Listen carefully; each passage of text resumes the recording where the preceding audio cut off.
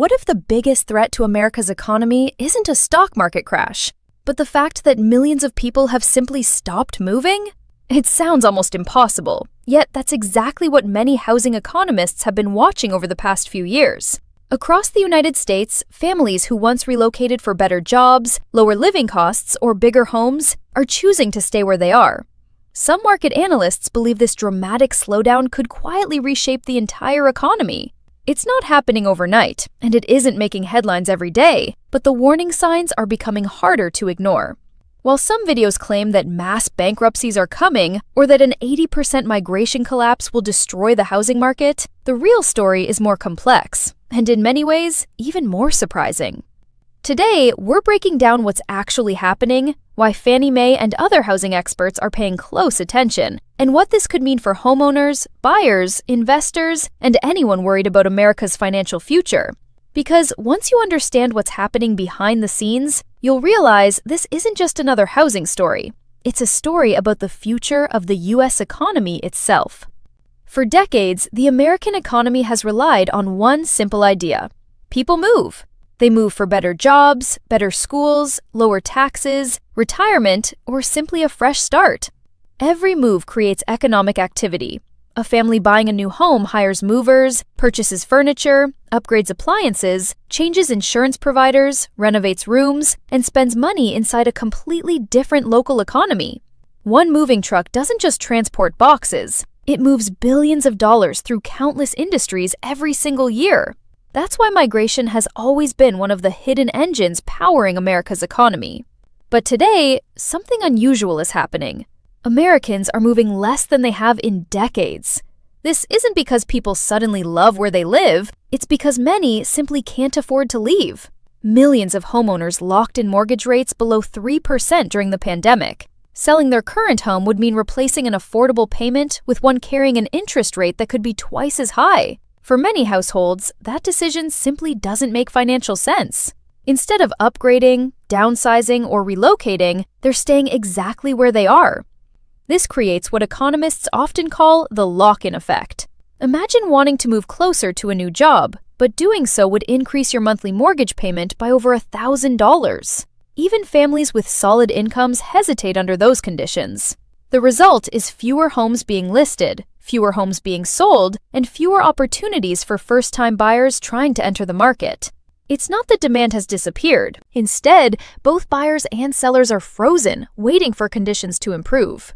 Fannie Mae has repeatedly highlighted affordability as one of the biggest challenges facing today's housing market. Home prices remain historically high in many regions, while mortgage rates continue to place enormous pressure on monthly payments. For young families, purchasing their first home has become dramatically more difficult than it was just a few years ago. Even individuals earning above-average salaries often discover they qualify for far less house than they expected. Now imagine what happens when millions of families make the exact same decision to wait. Home sales decline. Mortgage applications fall. Real estate agents close fewer deals. Title companies process fewer transactions. Furniture stores sell fewer living room sets. Home improvement businesses lose renovation projects. Local moving companies receive fewer bookings. Even restaurants and retailers in growing communities may experience slower customer growth because fewer new residents are arriving. One decision, to delay moving, ripples across dozens of industries. This is why some economists say the housing market doesn't need a crash to create economic pain. Sometimes a frozen market can be just as damaging. Activity slows without dramatic headlines. Businesses earn less revenue month after month instead of collapsing all at once. Small companies that depend heavily on housing transactions may begin reducing staff or delaying expansion plans. If weaker business conditions continue long enough, financial stress can spread throughout local economies. That doesn't automatically mean America is heading toward mass bankruptcies. In fact, that claim is far more dramatic than anything Fannie Mae officially predicts. Their research generally focuses on economic risks, housing affordability, mortgage activity, consumer confidence, and home sales, not guaranteed financial collapse. However, when economic activity slows across multiple industries simultaneously, some businesses and households inevitably face greater financial pressure. That's why these warnings deserve attention, even if the most extreme headlines exaggerate the situation. Another important piece of this puzzle involves remote work. During the pandemic, millions of Americans left expensive cities in search of larger homes and lower costs of living. States such as Florida, Texas, Tennessee, and the Carolinas experienced rapid population growth. But as employers increasingly require workers to spend more time back in the office, relocation has become more complicated. Some workers no longer have the flexibility to move wherever they want. Others worry about changing jobs in an uncertain economy. Together, these trends have slowed migration far more than many experts expected. Meanwhile, builders face their own difficult decisions. Constructing new homes has become significantly more expensive because of higher labor costs, material prices, financing expenses, and land development costs. Builders know America still suffers from a housing shortage in many markets, but they also understand that high mortgage rates reduce the number of qualified buyers. Building too aggressively could leave them with unsold inventory. Building too slowly could worsen affordability. It's a balancing act with billions of dollars at stake. Investors are also adjusting their strategies. Institutional investors who aggressively purchased single-family homes over recent years are becoming more selective. Higher financing costs reduce profits, while slower appreciation makes speculative buying less attractive. Smaller investors face similar challenges. Rental demand remains strong in many cities, but property taxes, insurance premiums, maintenance expenses, and borrowing costs have all increased significantly. Every investment decision now requires much greater caution than during the low-interest rate years. Perhaps the biggest question is whether this slowdown represents a temporary pause or the beginning of a much longer transformation. Housing markets have always moved in cycles.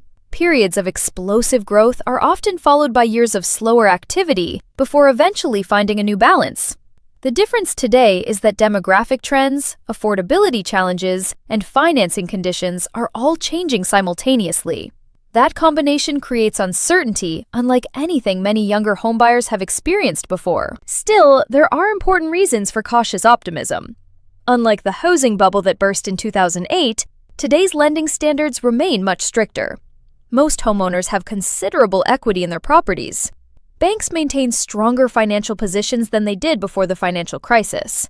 Adjustable rate mortgages represent a much smaller portion of the market, reducing the likelihood of widespread payment shocks.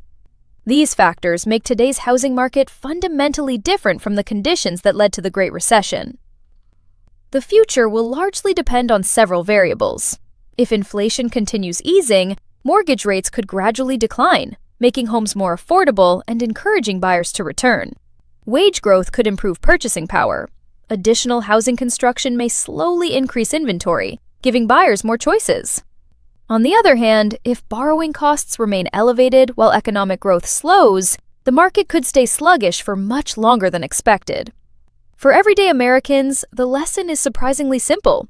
Housing isn't only about buying and selling homes, it's connected to employment, consumer spending, local businesses, retirement planning, and overall economic confidence. A slowdown in migration affects far more than real estate. It influences how money moves throughout the entire country. So, is America facing a historic housing collapse? Not necessarily. Is the market experiencing one of its most unusual periods in decades? Absolutely. And that's exactly why investors, economists, lenders, and policymakers continue watching every new housing report so closely. The coming months could determine whether today's frozen market gradually thaws or whether it evolves into a much larger economic challenge. One thing is certain, the next chapter of America's housing story won't be written by sensational headlines alone.